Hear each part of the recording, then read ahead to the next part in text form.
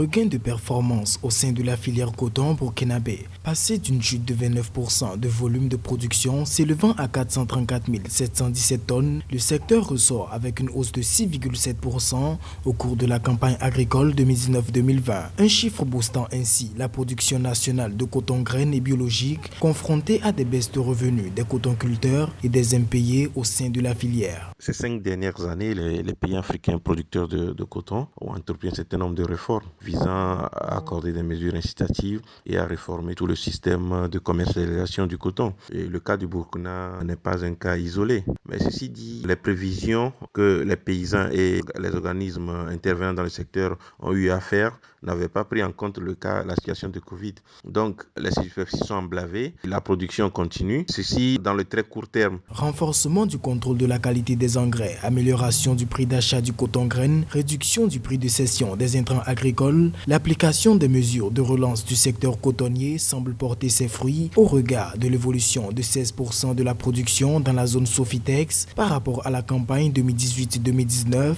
et de 4% dans la zone Faso-Coton. Si la crise sanitaire continue par perdurer, ça va créer un certain nombre de désincitations puisque le coton est exporté. Donc une baisse d'activité dans le reste du monde et ralentissement de l'activité économique va entraîner une chute du niveau général des prix du coton.